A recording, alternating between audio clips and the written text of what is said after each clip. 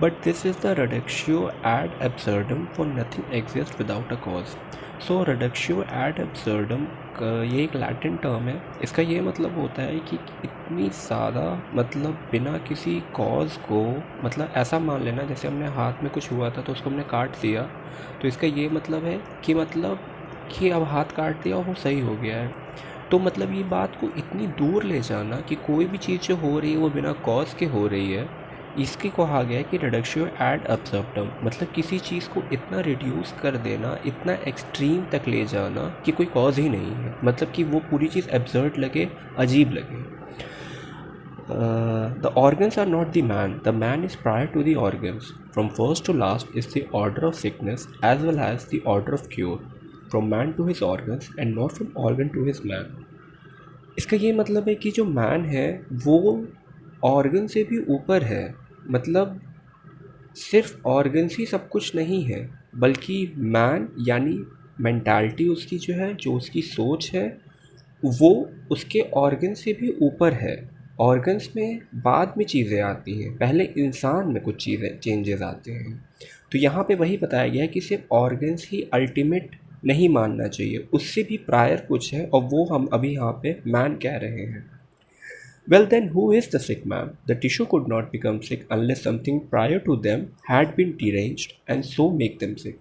तो यहाँ पूछा जा रहा है कौन है असलियत में सिक इंसान, क्योंकि टिश्यूज़ जो हैं वो अपने आप तो सिक हो नहीं सकते हैं, कुछ प्रायर उनसे सिक होगा तभी जाके हमें टिश्यूज़ में पैथोलॉजिकल चेंजेस दिखाई दे रहे हैं। What is there of this man that can be called the internal man? ऐसा क्या है जो हम इंटरनल मैन कह सकते हैं, मतलब ऑर्गन्स नहीं बल्कि ऑर्गन से भी अंदर ऐसा क्या है जिसको हम कहें वो इंटरनल मैन है। What is there that can be removed so that the whole that is physical may be left behind?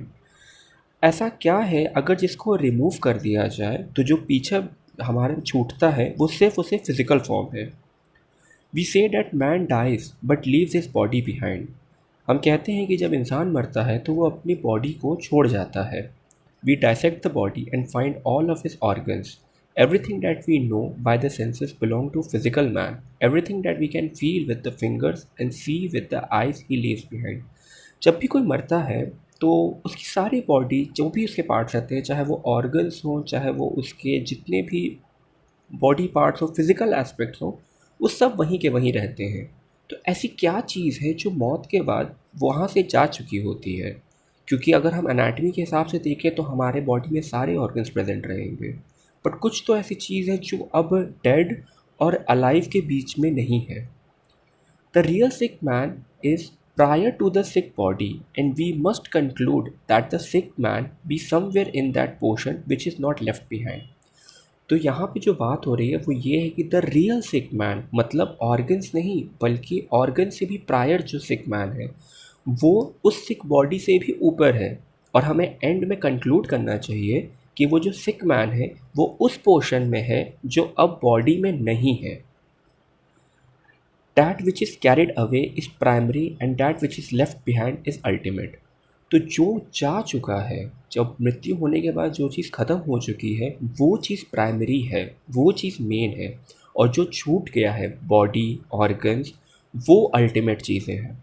We say the man feels, sees, taste, hears, he thinks, he lives, but these are only outward manifestation of thinking and living. हम कहते हैं कि इंसान महसूस कर सकता है, देख सकता है, टेस्ट कर सकता है, सुन सकता है, सोच सकता है और रहता है, but there are only outward manifestation. ये सिर्फ हमें बाहर दिखती है, ये मैनिफेस्टेशन है सोचने की और रहने की। The man wills and understands. अब ये जो इम्पॉर्टेंट दो टर्म आया है विल और अंडरस्टैंड, इसका मतलब समझते हैं। विल का मतलब होता है, ऑक्सफोर्ड डिक्शनरी में कहते हैं, power of choosing one's own action. यानी विल का ये मतलब है कि हमारे पास इतनी शक्ति है कि हमें क्या करना चाहिए वो हम चूज़ कर सकें, हम चुन सकें। और अंडरस्टैंडिंग का मतलब होता है आपकी इंटेलेक्चुअल फैकल्टीज़, मतलब कोई भी चीज़ अगर आप समझ रहे हैं, कॉम्प्रिहेंड कर ले रहे हैं, तो वो आपकी अंडरस्टैंडिंग है। तो the man wills and understands, the cadaver does not will and does not understand. तो ये डिफरेंस है कि जो मैन है, जो अलाइव है, वो सोच सकता है, समझ सकता है और उसके पास इतनी पावर होती है कि वो अपने ओन एक्शंस परफॉर्म कर सके। बट एक मरा हुआ कैडेवर जो होता है वो ये दोनों नहीं कर सकता। Then that which takes departure is that which knows and wills. तो जो इंसान अब मर चुका है और जो चीज़ जा चुकी है, जो प्रायर है ऑर्गन से, वो सोच सकती थी, समझ सकती थी और उसके पास अपने पावर को, उसके पास ये पावर थी कि वो अपने एक्शंस को चूज़ कर सकती थी, यानी उसके पास अंडरस्टैंडिंग और विल दोनों थी, जो अब जा चुकी है जब इंसान मर जाता है और हमारे पास सिर्फ और सिर्फ कैडेवर बचती है। It is that which can be changed and is prior to the body. यहाँ पे ये कहें कि जो जा चुकी है, जो हमें दिख नहीं रही है, वो है जिसे हम बदल सकते हैं और वही प्रायर टू बॉडी है। वही चीज़ सिक होती है। ऑर्गन्स उतने सिक जो हो रहे हैं और जो हमें दिख रहे हैं, वो एक आउटवर्ड मैनिफेस्टेशन है। बट असलियत में जो सिकनेस है, वो उस चीज़ में लाई करती है जो हमें दिख नहीं रही है, बल्कि वो हमें बस परसीव होती है मैनिफेस्टेशंस में। The combination of these two, the will and the understanding, constitute man. इन दो चीज़ का कॉम्बिनेशन ही मैन बनाता है। Conjoint they make life and activity. इन दोनों को जोड़ दें तो वो ज़िंदगी और हमारे जितनी भी एक्टिविटीज़ हैं वो बन के मिलती हैं। They manufacture the body and cause all things of the body. ये बॉडी को मैन्युफैक्चर करती हैं और जितनी भी चीज़ें हैं सब यही बनाती हैं। With the will and understanding operating in order we have a healthy man. अगर किसी का विल और अंडरस्टैंडिंग एक साथ ऑपरेट हो रहा है तो हम कह सकते हैं कि वो एक हेल्दी ह्यूमन है। It is not our purpose to go behind the will and understanding. हमारा ये पर्पज़ नहीं है कि ये विल और अंडरस्टैंडिंग क्या है और कहाँ से आई है। To it is not a purpose to go be understanding to go prior to this. इससे प्रायर जाना हमारा काम नहीं है। It is enough to say that they were created. हमारा इतना ही मानना है, इतना ही मानना ज़रूरी है कि हाँ ये चीज़ है, बट ये चीज़ कहाँ से आई, क्यों आई, हमें उसमें नहीं जाना है। यहाँ पे ये एज अ फिजिशियन की बात कर रहे हैं। Then it then man is the will and the understanding and the house which he lives in is his body। तो यहाँ पे ये कहना है कि जो मैन है वो विल और अंडरस्टैंडिंग है, वो सोचना समझना और अपने काम करना अपनी मर्ज़ी से, यही मैन है। और ये मैन अपने घर में रहता है, उस घर को हम बॉडी कहते हैं। तो यहाँ पे जो हम लोग होम्योपैथ और एलोपैथ में जो डिफरेंस था वो ये था कि एक एलोपैथ जो था वो सिर्फ और सिर्फ घर के बारे में सोच रहा था। अगर घर में जैसे कोई दीवार टूट जाए तो वो सोचता था कि हम लोग प्लास्टर लगा के घर बना दें, सही। लेकिन हम ये कैसे भूल जाए कि जो घर के अंदर रहता है, अगर मान लीजिए जो अंदर रह रहा है वही एक हथौड़ा मार मार के अंदर से दीवार तोड़ रहा है और बाहर दीवार पे क्रैक दिख रहा है हमें, और हम बाहर से प्लास्टर लगा दे रहे हैं, लेकिन कुछ समय बाद वो फिर से हमें क्रैक दिखाई देगा और हम फिर से प्लास्टर लगा देंगे। तो ये कहीं से क्योर नहीं है। लेकिन अगर जो उस घर के अंदर रह रहा है उस आदमी को हम लोग ठीक करें, उस आदमी को समझाएं कि भाई ऐसा हथौड़ा मत मारो, तुम्हारा घर टूट जाएगा वरना। और अगर मान लीजिए वो समझ जाए और फिर वो हथौड़ा मारना बंद कर दे, तो क्या हमें कभी दीवार पे क्रैक दिखाई देगा? नहीं देगा। तो यहाँ पे यही डिफरेंस आता है कि एक मैन और उसके हाउस में डिफ्रेंशिएट कैसे करें। हम लोग को सिर्फ और सिर्फ बॉडी की चीज़ों पे नहीं ध्यान देना है, बल्कि बॉडी की प्रायर क्या है उसको क्योर करना है। इसीलिए कहा गया है कि विल और अंडरस्टैंडिंग ही वो इंटरनल मैन है जिस पे एक फिजिशियन को ध्यान देना चाहिए। We must, to be scientific homeopath, recognize that the muscles, nerves, ligament, and other part of man's frame are a picture and manifest to the intelligent physician the internal man।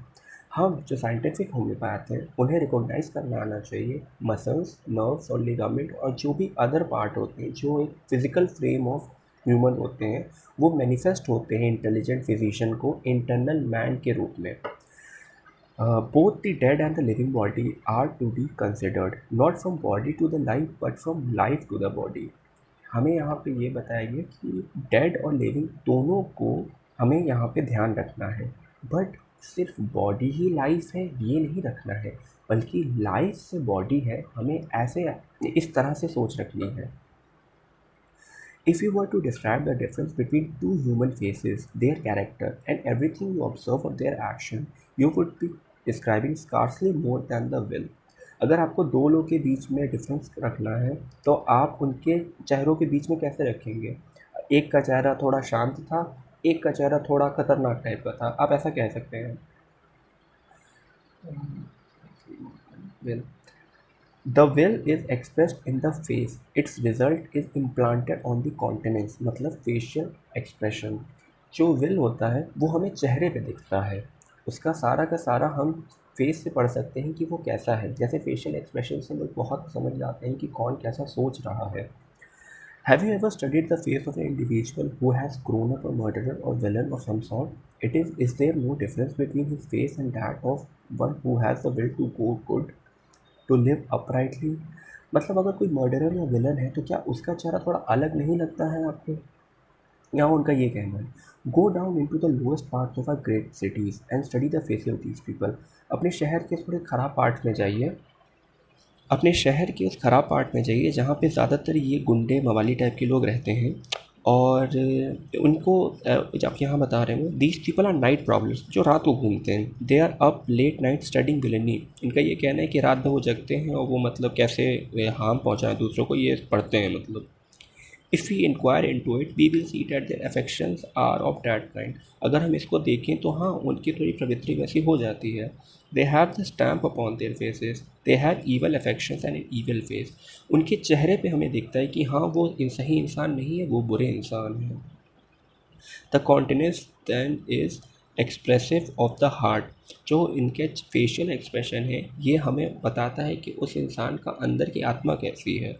Allopathic pathology recognizes nothing but man's body. अब जो allopath है वो कैसे, यहाँ पर difference है कि उसे ये मतलब नहीं है कि उसका एक्सप्रेशन कैसा है। उसके लिए फेस फेस है और सब कुछ सेम है, तो उसके लिए मैंस बॉडी ही सब कुछ है और कुछ नहीं। Yet one can easily confuse the allopath by asking him what man's thought is what man is. अगर हमें किसी एलोपैथ को कन्फ्यूज़ करना तो हम पूछ सकते हैं कि असलियत में इंसान क्या है। The homeopath must master these things before he can perceive the nature of cause of disease and before he can understand what cure is. अब एक होम्योपैथ को यहाँ पे उसकी मतलब कुछ चीज़ें जो उसको ब्रशअप करनी होती है वो ये है कि वो क्या चीज़ परसीव कर रहा है, कैसा नेचर है उस डिज़ीज़ के कॉज का, और वो जाने कि मतलब कैसे उसको पता चले कि इंसान किस तरह से है। जैसे हम लोग को यहाँ पे पता होना चाहिए कि मतलब ऑब्ज़र्व करना आना चाहिए, तभी हम अच्छे से क्योर समझ सकते हैं। It is the sole duty of physician to heal the sick, it is not his sole duty to heal the results of sickness. हमारा काम है सिक को सही करना, उसकी जो नाम दे दी गई हैं बीमारियों को, रिजल्ट्स को सही करना हमारा काम नहीं है, but the sickness itself. When the man himself has been restored to health, there will be restored harmony in the tissue and in the activity. जब मैन खुद ब खुद हेल्थ में आ जाएगा तो बाकी सब चीज़ में भी हमें हारमोनी दिखेगी, टिश्यू चेंजेस भी सब कुछ सही हो जाएंगे। जैसे अगर हम इंसान को सही कर देंगे तो फिर वो दीवार पे हथौड़ा नहीं मारेगा और फिर दीवार पे क्रैक नहीं आएंगी, यानी बॉडी पे कोई भी ख़राब चीज़ें और फिर हमें पैथोलॉजिकल चेंज नहीं दिखाई देंगे। Then the sole duty of physician is to put in order the interior of the economy. हमारा काम ये है कि हम उसके इंटीरियर इकॉनमी में ऑर्डर लेके आएँ, that is the will and understanding conjoint. उसकी विल और अंडरस्टैंडिंग हम सही कर दें तो उसकी बाकी सारी चीज़ें भी सही हो जाएंगी। Tissue changes are of the body and are the result of disease. ये बस टिश्यू चेंजेस जो है ये रिज़ल्ट है, ये अल्टीमेट्स है, ये प्रायर उससे जो है विल और अंडरस्टैंडिंग वो हमें सही करना है। They are not the disease, ये डिजीज़ नहीं है। Hahnemann once said there are no diseases but sick people. Hahnemann ने बहुत पहले कहा था कि कुछ बीमारियां नहीं हैं, बस बीमार लोग हैं हमारे पास। From which it is clear that Hahnemann understood that the diseases so called Bright disease, liver disease were but the grosser forms of disease result, namely appearances of disease. इसका यही मतलब है, जो नाम दे देते हैं हम लोग, ये बस एक हम लोग का मैनिफेस्टेशन है डिजीज़ का, जो हमें दिखती है। This is first disorder of government, and this proceeds from within outward until we have pathological changes in the tissue.